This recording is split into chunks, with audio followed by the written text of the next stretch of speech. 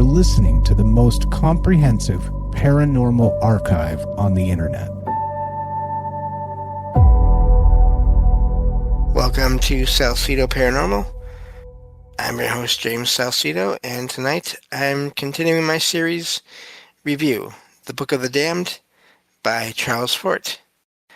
As always, you can find all episodes of the show along with links to social media, ways to listen, and ways to support the show at the website, and that is salsidoparanormal.com. That's SALSIDO paranormal.com. Support is never expected, but always appreciated, as there are expenses in making these shows. And there are many ways to support the show. You can share the show with others and rate and review it on your favorite podcast platform. You can sign up for the Patreon feed and get all the extra content there for as little as $1 a month. You can also check out the merchandise store and get all kinds of shirts and a few other items with designs made by friends of the show. And of course, there's always the PayPal option as well, if you would just like to make a one-time donation that way. And please follow friends of the show. That would be Jen, the Arcane Observer, who has her own channel and is the co-host of this show on Saturdays whenever she's able to join me. And Ricky of the Anything is Possible podcast, who does a paranormal-themed show on Sundays that I usually sit in on. I co-host there. And also Michael Strange, host of Trouble Minds Radio, which I also co-host fairly often, and the Trouble Minds Radio Network, KUAP, Digital Broadcasting, where you can hear all kinds of amazing shows, as well as my own, online 24/7 for free. So getting back to this book here, a couple things to keep in mind. There may be things that Fort says that you and or I may not agree with, and so keep that in mind. I apologize for that, but that will happen here and there from time to time. Also, there may be things in here he talks about that seemed anomalous to him and everyone else at the time, but that have since been sort of possibly figured out in the nearly 100 years or so since these books came out. And also, last but not least, I always want to apologize in advance for any words or names that I mispronunciate, that I mess up on. Words and names can be hard, especially since they're not even always in English in this book. So, but with that, we can get back to the book. And I start off here. It says Cosmos, which is another publication, 3-4-574, that upon the 10th of April, 1869, at Autrich, I'm not sure. And then it has another name here that I have no idea how to say. A great number of oak leaves, enormous segregation of them, fell from the sky. Very calm day, still little wind, that the leaves fell almost vertically. The fall lasted, let's see here, I think I missed a line here at the end of the page. Fall lasted about 10 minutes. There we go. Let's see. Flammarion in the atmosphere, page 412, tells this story. He has to find a storm. He does find a squall, but it had occurred upon April 3rd. Flammarion's two incredibilities are that leaves could remain a week in the air, that they could stay together a week in the air. Think of some of your own observations upon papers thrown from an aeroplane. Our one incredibility that these leaves had been whirled up 6 months before when they were common on the ground and had been sustained, of course, not in the air, but in a region gravitationally inert, and had been precipitated by the disturbances of April rains. I have no records of leaves that have so fallen from the sky in October or November, the season when one might expect dead leaves to be raised from one place and precipitated, there we go, somewhere else. I emphasize that this occurred in April. Nature, publication 1889-2-94, that upon April 19th, 1889, dried leaves of different species, oak, elm, and others, fell from the sky. This day, too, was a calm day. The fall was tremendous. The leaves were seen to fall 15 minutes, but judging from the quantity on the ground, it is the writer's opinion that they had already been falling half an hour. I think that the geyser of corpses that sprang from Riobamba towards the sky, that is something that is in a previous episode here, something that apparently was reported, must have been an interesting sight. If I were a painter, I'd like that subject. But this cataract of dried leaves, too, is a study in the rhythms of the dead. In this datum, the point most agreeable to us is the very point that the writer in Nature emphasizes. Windlessness. He says that the surface of the, I'm guessing lake, the Loire, or the Loire, was absolutely smooth. Oh, the river, there we go. The river was strewn with leaves as far as he could see. Astronomy, 1894-194. That upon the 7th of April, 1894, dried leaves fell at Clairvaux and some other place I can't pronounce in France. The fall is described as prodigious. Half an hour. Then upon the 11th, a fall of dried leaves occurred at another location in France. Sorry about that. There's just so many names I'm not familiar with. It is in this recurrence that we found some of our opposition to the conventional explanation. The editor, Flammarion, explains. He says that the leaves had been caught up in a cyclone, which had expended its force, that the heavier leaves had fallen first. We think that was all right for 1894, and that it was quite good enough for 1894.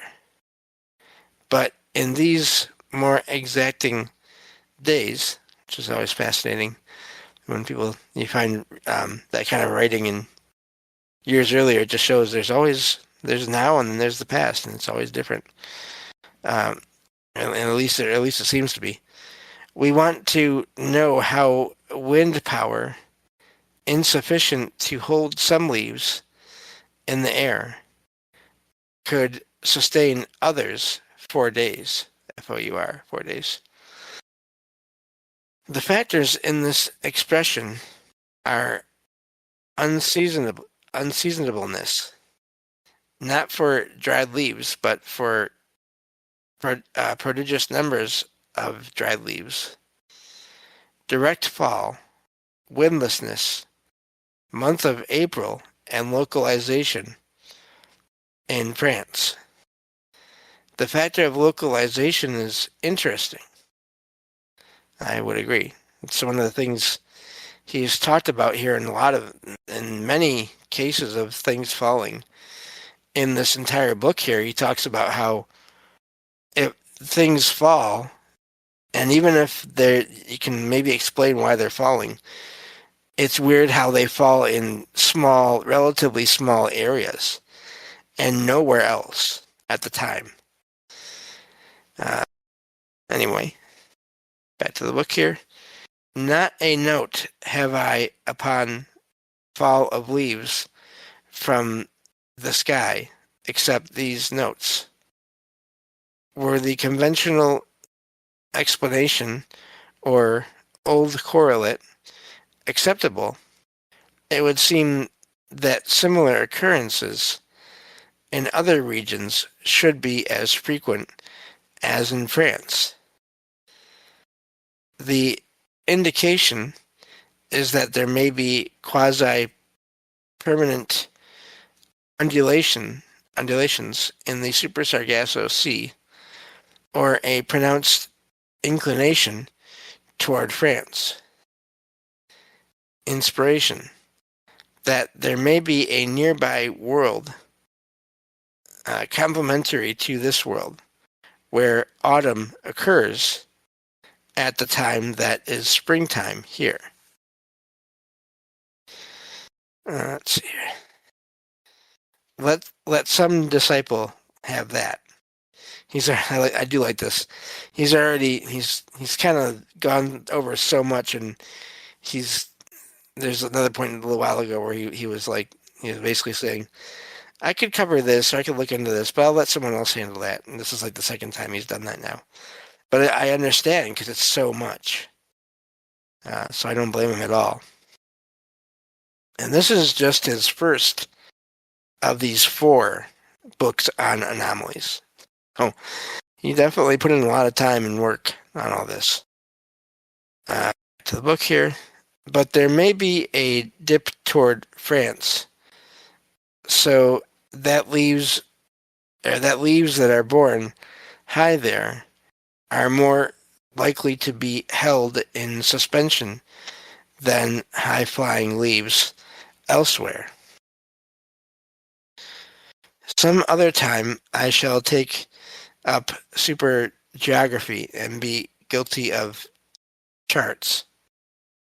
I think now that the Super Sargasso Sea is an oblique belt with changing ramifications over Great Britain, France, Italy, and on to India. Relatively to the United States, I am not very clear, but think especially of the southern states. The preponderance of our data indicates frigid regions aloft. Nevertheless, such phenomena as putrefaction have occurred, often enough to make supertropical regions also acceptable. Something in my eye. Okay. We shall have one more datum upon the Super Sargasso Sea. It seems to me that by this time, our requirements of support and reinforcement and agreement have been quite as rigorous for acceptance as ever for belief, at least for full acceptance. By virtue of mere acceptance, we may, in some later book, deny the Super Sargasso Sea and find that our data relate to some other complementary world instead, or the moon, and have abundant data for accepting that the moon is not more than 20 or 30 miles away. However, the Super Sargasso Sea functions very well as a nucleus around which to gather data that oppose exclusionism. That is our main motive, to oppose exclusionism, or our agreement with cosmic processes. The climax of our general expression upon the Super Sargasso Sea coincidentally appears something else that may overthrow it later. I do like how he's started saying there, this is what it seems like for now, but this could change later. I do appreciate that.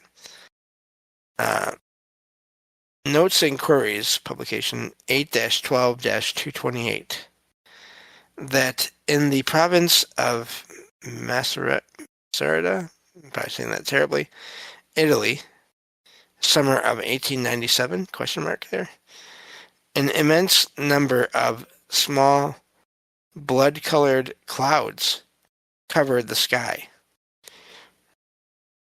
About an hour later, a storm broke, and myriad seeds fell to the ground. It is said that they were identified as products of a tree found only in Central Africa, wow, and the Antilles. If, in terms of conventional reasoning, these seeds had been high in the air, they had been in a cold region, but it is our acceptance that these seeds had for a considerable time been in a warm region, and for a time longer than it is attributable to suspension by wind power. Hang on one second.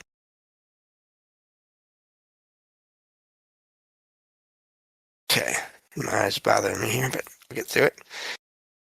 I also had to get the cat to stop pawing at the floor for whatever reason. Anyway, I lost my spot. And, okay. Where am I at here? I lost my spot. So, Logan, I can also blame Logan for making me lose my spot. That's okay. Oh yeah. So, actually, that's the end of the paragraph. There we go. That's why I lost my spot. I was at the end of a paragraph. Okay. And so now in quotation marks here it says, it is said that a great number of the seeds were in the first stage of germination, then quotation marks. Is that where it does leave off? Let's see. Yeah, that's where it leaves off. So that's that chapter right there. Moving on to chapter 20. The new dominant, inclusionism. In it, we have a pseudo-standard. We have a datum, and we give it an interpretation in accordance with our pseudo-standard. At present, we have not the delusions of absolutism that may have translated some of the positivists of the 19th century to heaven. We are intermediatists, but feel a lurking suspicion that we may someday solidify and dogmatize and illiberalize into higher positivists. At present, we do not ask whether something be reasonable or preposterous, because we recognize that by reasonableness and preposterousness are meant agreement and disagreement with the standard, which must be a delusion, though not absolutely, of course, and must someday be displaced by a more advanced quasi-delusion. Scientists in the past have taken the positivist attitude. Is this or that reasonable or unreasonable? Analyze them, and we find that they meant relatively to a standard, such as Newtonianism. Is that right? Newtonism, there we go. Daltonism, Darwinism, or Lyellism. But they have written and spoken and thought as if they could mean real reasonableness and real unreasonableness. Excuse me. So our pseudo-standard is inclusionism. And if a datum be a correlate to a more widely inclusive outlook as to this earth and its externality and relations with externality, its harmony with inclusionism admits it. Such was the process, and such was the requirement for admission in the days of the old dominant. Our difference is in underlying intermediatism, or consciousness that though we're more nearly real, we and our standards are only quasi. Quasi. Is that where it ends? Let me see here. Just checking on this. Yeah, quasi for that paragraph anyway. He does a lot of fragments, but anyway. Or that all things in our intermediate state are phantoms in a supermind, in a dreaming state, but striving to awaken to realness. Though in some respects, our own intermediatism is unsatisfactory. Our underlying feeling is, let's see, it's a long paragraph. We'll get through the first sentence. I'll have to repeat it. That in a dreaming mind, awakening is accelerated. If phantoms in that mind know that they're only phantoms in a dream.